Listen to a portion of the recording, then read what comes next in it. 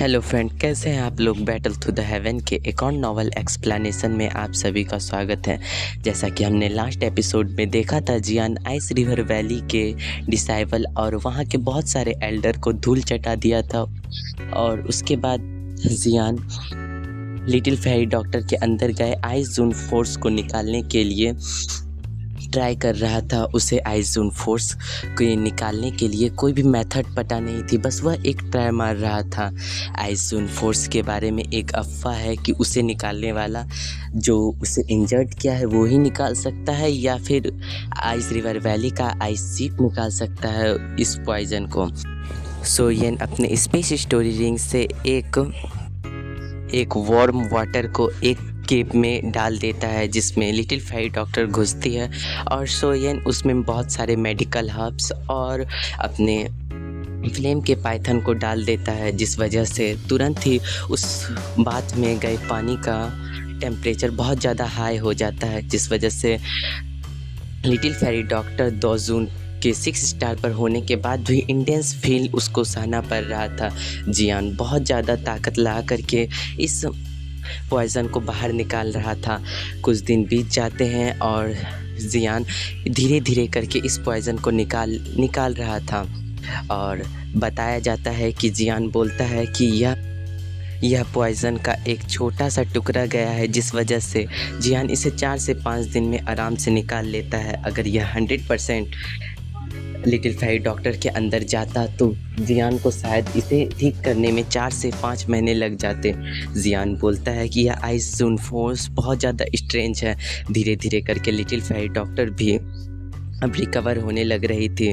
वह बहुत ज़्यादा इंटेंस पेन को सहने के बाद वह अपने ट्रेनिंग मोड में एंटर कर जाती है, जिस वजह से लिटिल फेरी डॉक्टर कुछ आराम पाती है।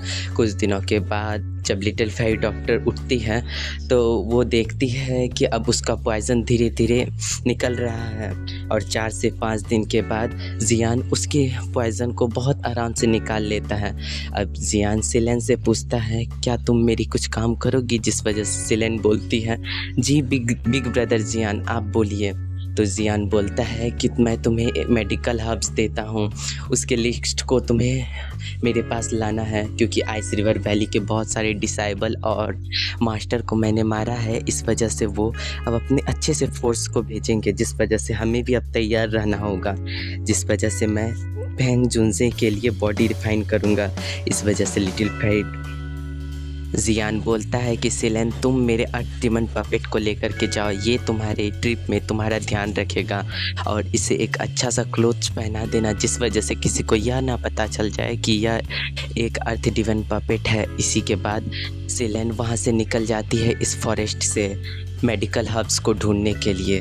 अब हमें दिखाया जाता है कि जब लिटिल फेरी डॉक्टर बाहर निकल जाती है तो वह अब बाथ टब से निकलना चाह रही थी। जैसे वह निकलती है उससे पहले वह जियान की तरफ देखती है और बोलती है, तुम क्या थोड़ी देर के लिए पीछे घूमोगे।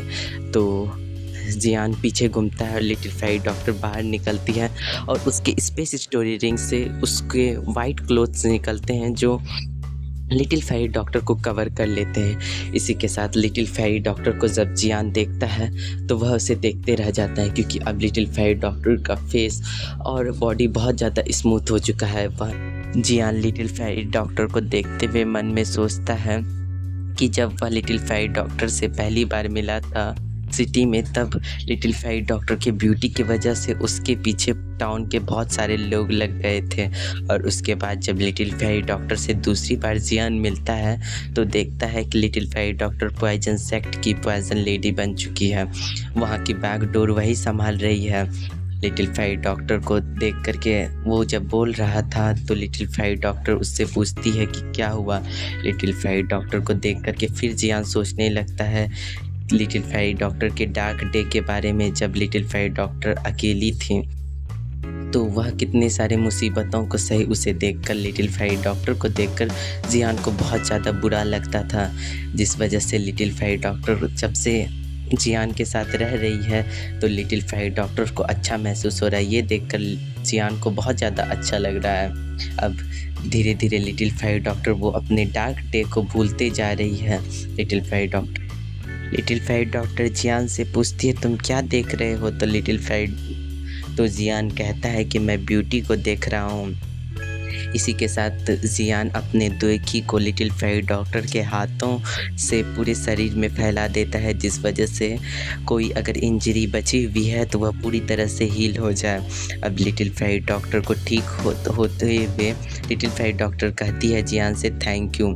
जब लिटिल फाइट डॉक्टर को जियान अपने स्पेस स्टोरेज रिंग से कुछ पिल निकाल करके देता है, जिसे लिटिल फाइट डॉक्टर तुरंत ले लेती है। इसके बाद लिटिल फाइट डॉक्टर बहुत अच्छा अंदर से महसूस कर रही है। अब जियान पूछता है कि तुम्हारा वो पॉइजन बॉडी कैसा है? तो लिटिल फाइट डॉक्टर कहती है अभी मैं ठीक हूँ। लेकिन जियान लिटिल फाइट को डॉक्टर को देख करके उसके कंडीशन के बारे में पता लगा लेता है। लिटिल फाइट डॉक्टर कहती है कि अभी मेरे पॉइजनस बॉडी को इरप्ट होने में लगभग 3 से 4 महीने का समय है। लिटिल फाइट डॉक्टर कहती है क्या कि अगर मैं इस पॉइजन की वजह से इविल बन भी जाऊँ तो मेरे माइंड में तुम्हारे लिए एक बहुत बड़ा ही फीलिंग ऑक्यूपाइड है। जिस वजह से यह बात सुन कर के जियान बहुत ज़्यादा इमोशनल हो जाता है।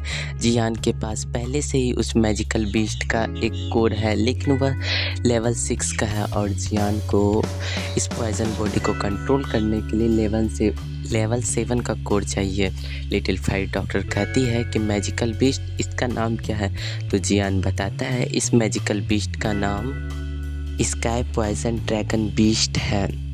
लिटिल फाइट डॉक्टर कहती है कि इस फॉरेस्ट में मैंने एक स्काई पॉइजन ड्रैगन बीस्ट को देखा है जो कि लेवल 7 का था। वह मुझे बोल रहा था कि तुम मेरे साथ रह जाओ, लेकिन लिटिल फाइट डॉक्टर बहुत ज़्यादा इंजर्ड होने के कारण वह वहाँ से भाग जाती है। लिटिल फाइट डॉक्टर कहती है क्या कि वह मेरे पॉइजन बॉडी को देखकर से अट्रैक्ट हो रहा था।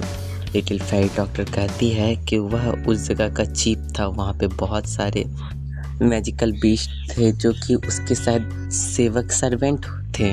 लिटिल फाइट डॉक्टर कहती है अगर हम उनसे फाइट करें तो उससे पहले हमें टियानवा जुनसे की बॉडी को रिफाइन करना पड़ेगा।